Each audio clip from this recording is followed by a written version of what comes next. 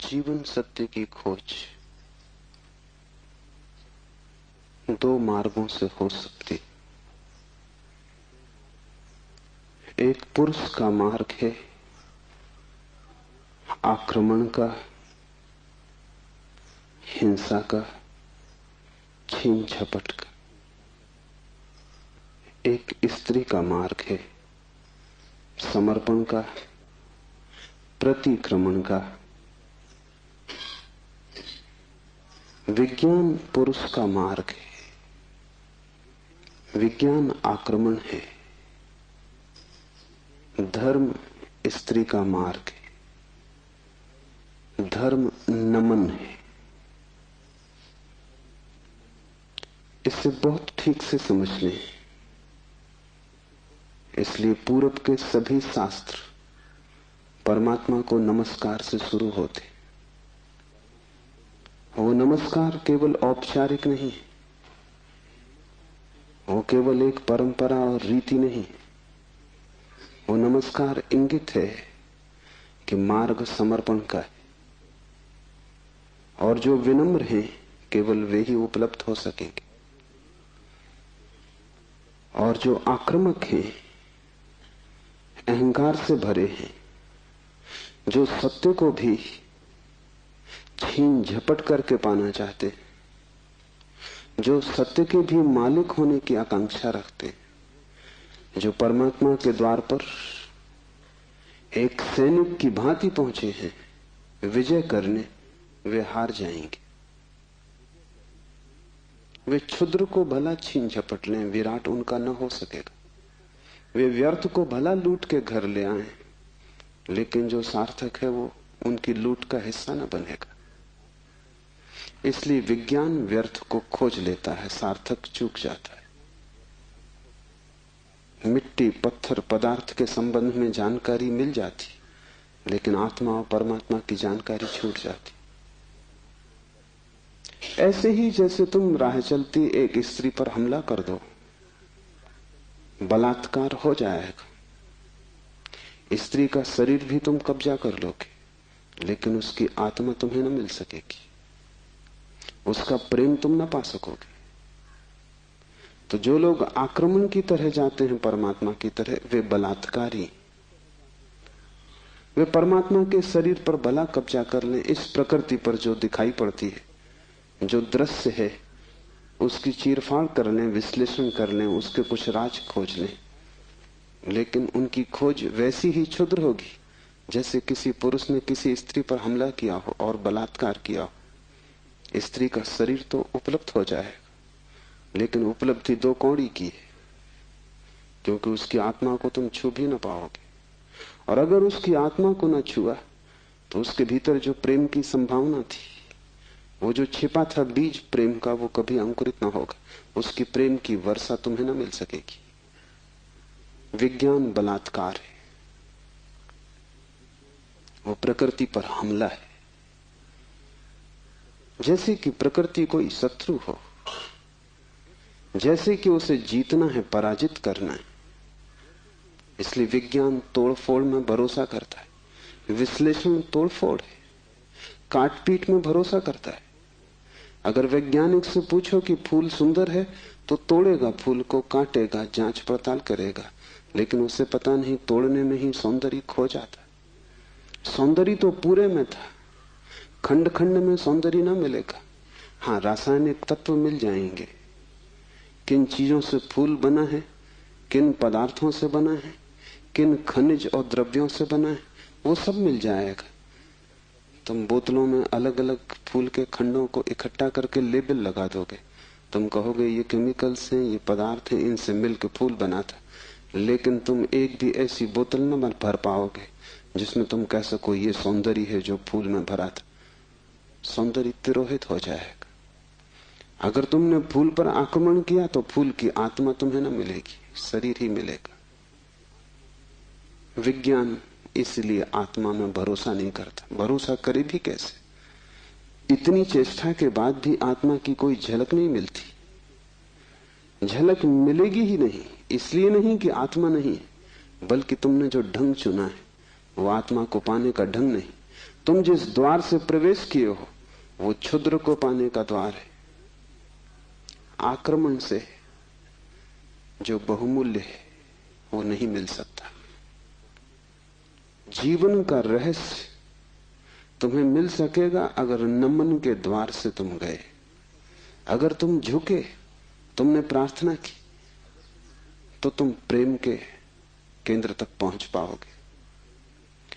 परमात्मा को रिझाना करीब करीब एक स्त्री को रिझाने जैसा है।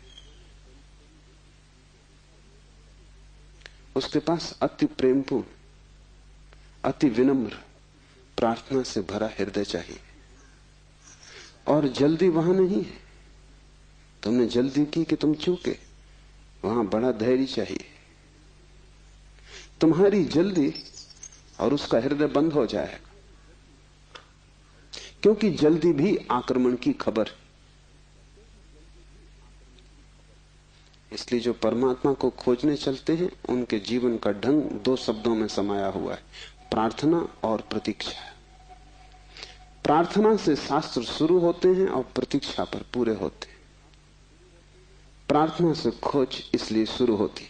इस शास्त्र का पहला चरण है ओम स्वप्रकाश आनंद स्वरूप भगवान शिव को नमन।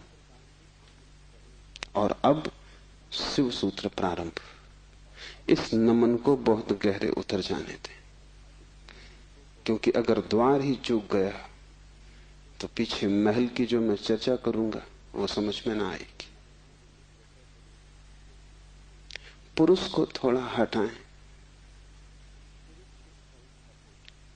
आक्रामक वृत्ति को थोड़ा दूर करें। ये समझ कुछ बुद्धि से आने वाली नहीं, हृदय से आने वाली है।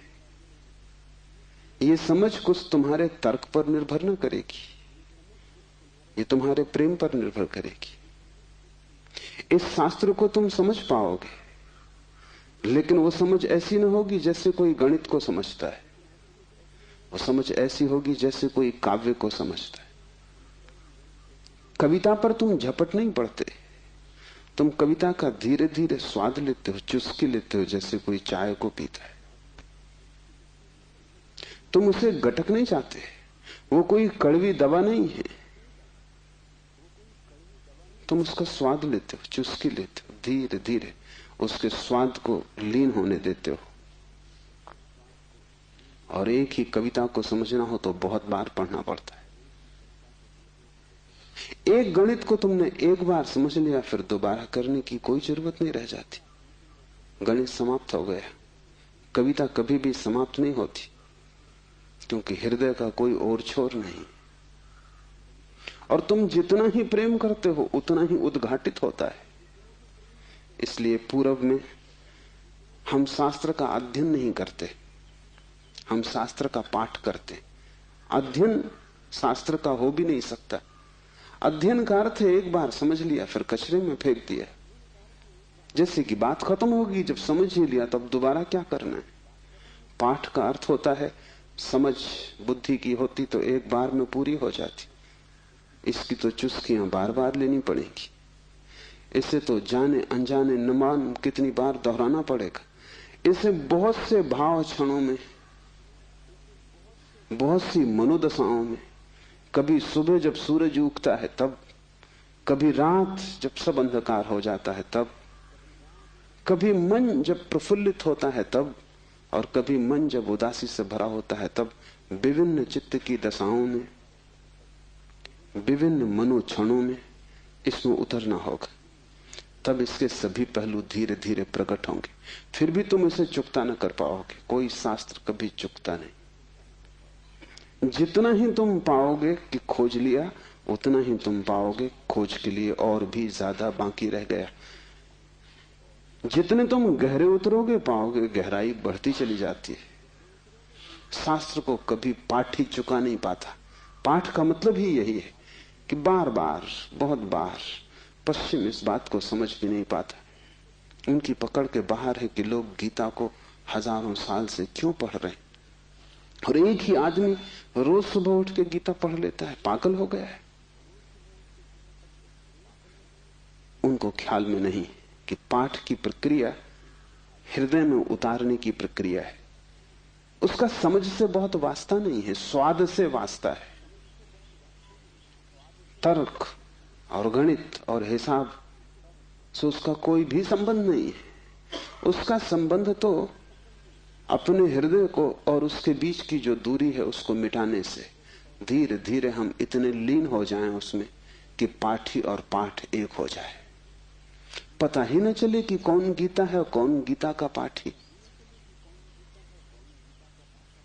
ऐसे भाव से जो चले, ये स्त्री का भाव है। ये समर्पण की धारा है। इसे ख्याल में ले लेना। नमन से हम चले तो शिव के सूत्र समझ में आ सकेंगे। उन्हें तुम अपने में उतरने देना और जल्दी निर्णय की मत करना कि वे ठीक हैं कि गलत हैं, क्योंकि सूत्रों के संबंध में एक बात ख्याल रख लेना, तुम्हारे ऊपर निर्भर नहीं है तय करना कि वे ठीक हैं या गलत हैं। तुम निर्णय कर भी कैसे पाओगे? जो अंधेरे में खड़ा है वो प्रकाश के संबंध में क्या निर्णय करेगा? और जिसने कभी स्वास्थ्य नहीं जाना, जो रोग की सैया से ही बंधा रहा है, उसे स्वास्थ्य की परिभाषा कैसे समझ में आएगी? जिसने कभी प्रेम की स्फुरना नहीं पहचानी और जो जीवन भर घृणा, ईर्षा और द्वेष में जिया है, वो प्रेम की कविता तो पढ़ सकता है क्योंकि शब्द उसकी समझ में आ जाएंगे, लेकिन शब्दों में जो छिपा है, अंतर गुम्फित है, वो द्वार तो उसके लिए बंद ही रहेगा। इसलिए तुम निर्णय मत करना कि क्या ठीक क्या गलत। तुम सिर्फ पीना, समझना भी नहीं कहता हूं, तुम सिर्फ पीना, तुम सिर्फ स्वाद में उतरना। और अगर वो स्वाद तुम्हारे भीतर रहस्य के लोग खोलने लगे और वो स्वाद अगर तुम्हारे भीतर नई सुगंध को जन्म दे दे और तुम पाओ कि क्षण भर को भी सही तुम्हारे दुर्गंध का व्यक्तित्व विलीन हो गया है, तुम्हारे भीतर कोई फूल खिला है और तुम सुगंधित हुए हो, क्षण भर को भी तुम पाओ कि तुम अंधकार नहीं हो, कोई दिया जल गया है, एक झलक मिली जैसे अंधेरे में बिजली कौंध गई हो, उसी से समझ आएगी। तुम्हारे समझने से नहीं, तुम्हारे अनुभव की झलक से समझ आएगी। इसलिए तुम विनम्र रहना,